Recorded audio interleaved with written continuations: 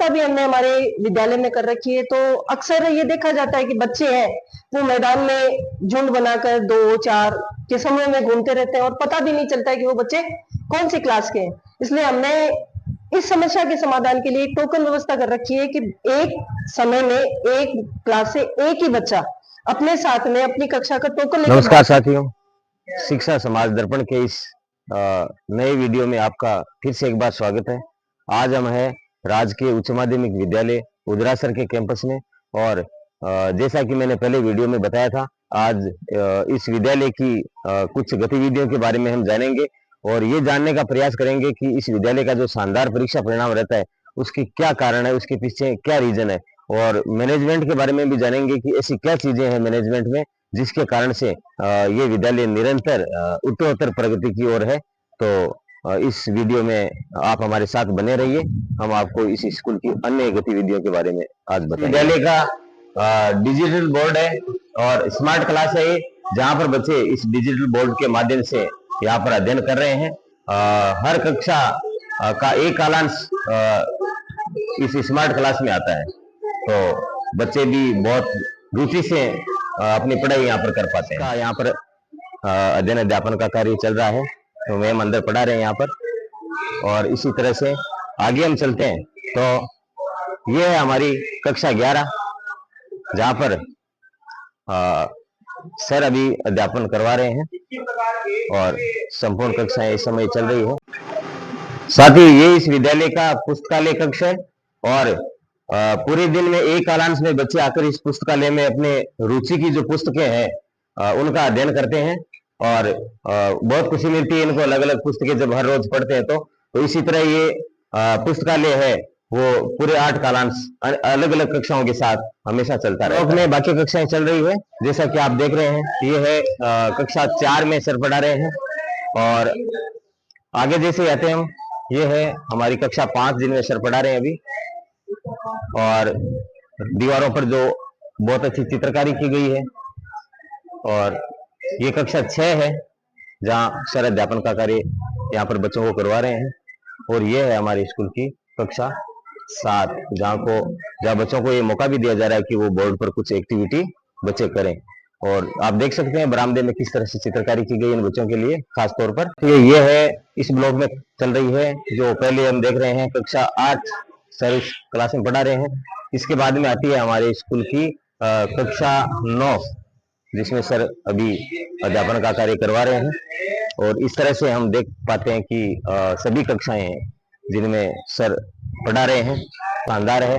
पेड़ पौधों की संख्या भी स्कूल में अच्छी खासी है और एक अच्छे माहौल में इस सरकारी विद्यालय में बच्चे हैं वो अध्ययन का कार्य कर रहे हैं। स्कूल के कैंपस में खड़े हैं, हम कोशिश करते हैं कि किसी बच्चे से हम बात करें।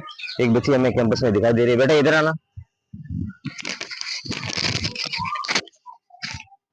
बेटा कौन से क्लास में पढ़ते हो आप? 9th क्लास में। 9th क्लास में पढ़ रहे हो, तो कौन से सर अभी आपको पढ़ा रहे हैं? मनोज जी सर। कौन सा विषय? गणित। कितने कालांश यहाँ पर टोटल लगते हैं?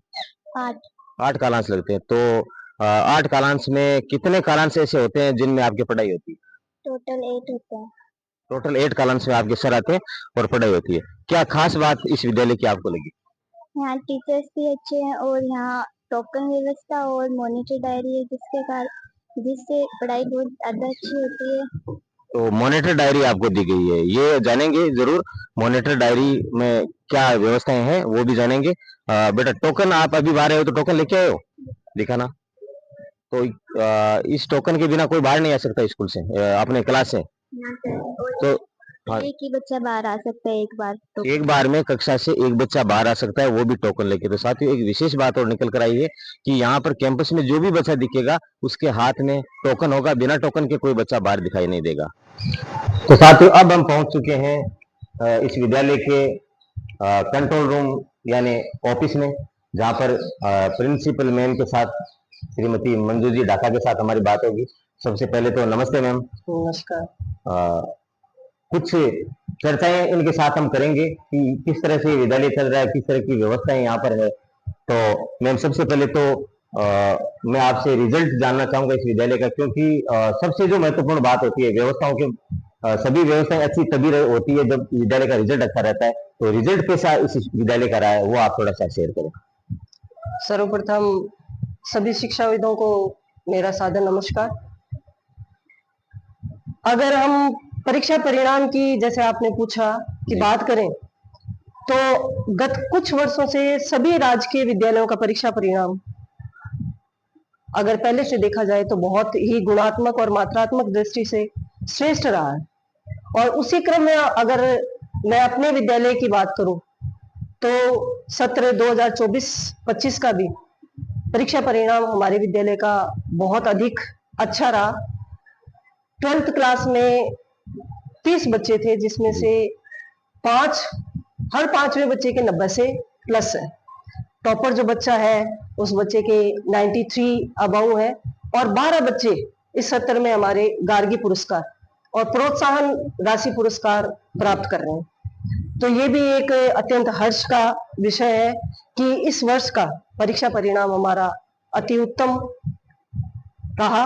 और गत वर्षों का भी अगर मैं बात करूं तो सत्र 2022-23 में प्रियंका कंवर जो हमारे विद्यालय में अध्ययनरत थी, अभी वर्तमान समय में महारानी कॉलेज जयपुर में अध्ययनरत है, उस छात्रा ने ब्लॉक टॉपर किया था और 96% उसने प्राप्त किए थे, और पॉलिटिकल में उसके 100 में से 100 नंबर आए थे।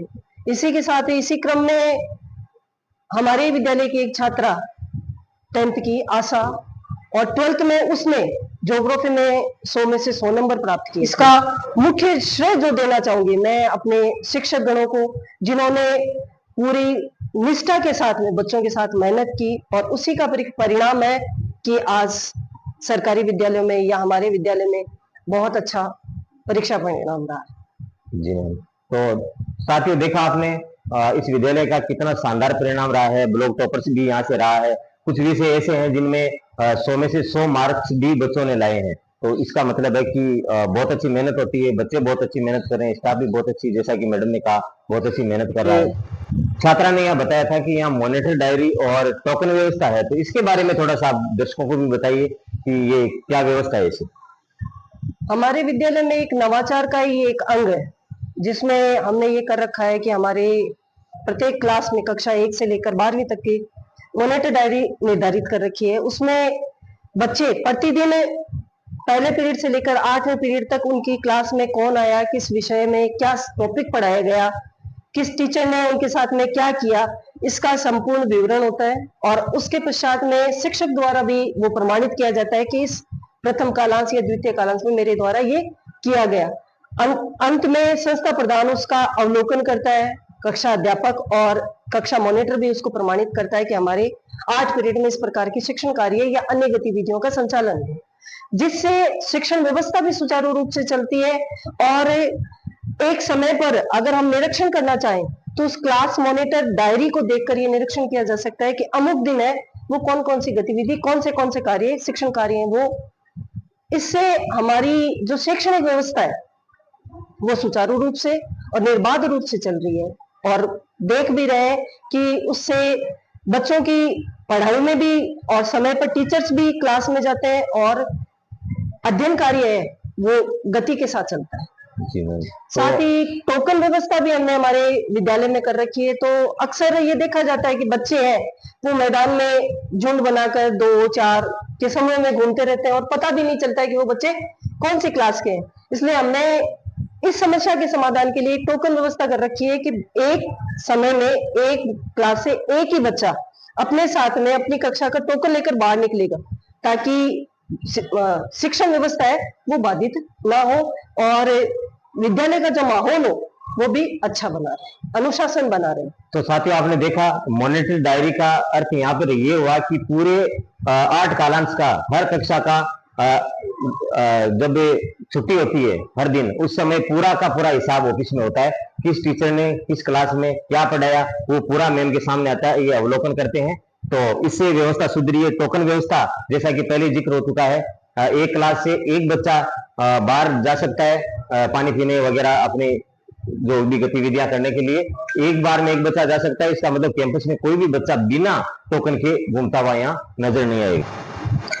तो मैम, शानदार रिजल्ट वाले इस विद्यालय का मुख्य प्रधानाचार्य होने के नाते मैं आपसे ये पूछना चाहता हूँ कि आप व्यक्तिगत रूप से कैसा महसूस करते हैं और समाज को आप इस वीडियो के माध्यम से क्या संदेश देना चाह रहे हैं?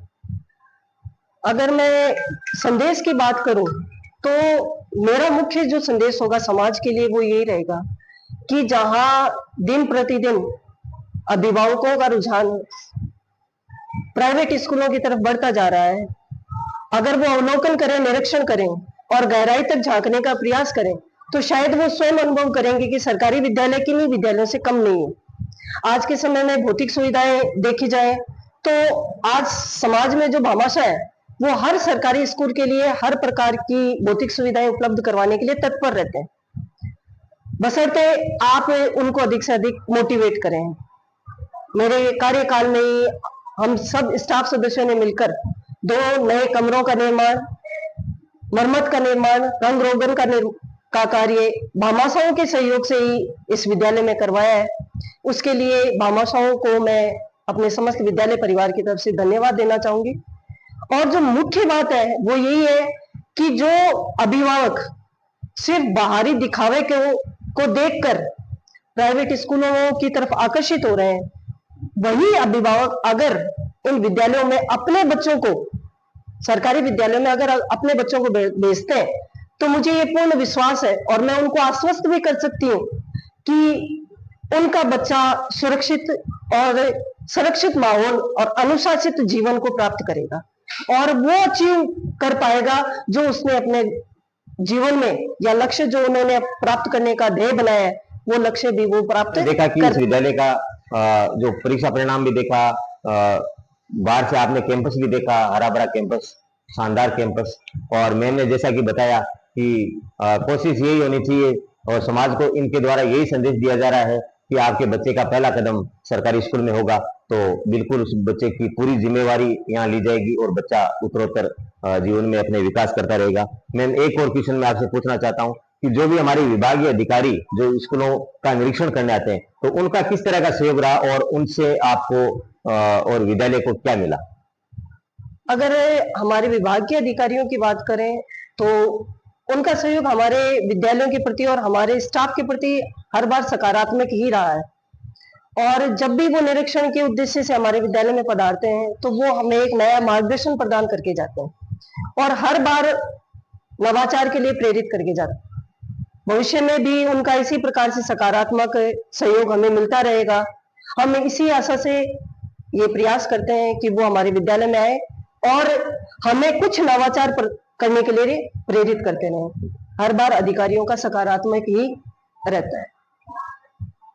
तो देखा साथियों आपने, ये है राजकीय उच्च माध्यमिक विद्यालय उदरासर और मेरे साथ चर्चा में भाग ले रहे थे यहाँ के प्रधानाचार्य श्रीमती मंजू जी दाका और इन्होंने आपको अवगत कराया विद्यालय की विभिन्न गतिविधियों से और इनके खुद के विचार भी सामने निकल कर आए और आगे की वीडियो में हम आपको किसी अन्य विद्यालय में या किसी विद्वान साथी के साथ में मिलेंगे। धन्यवाद।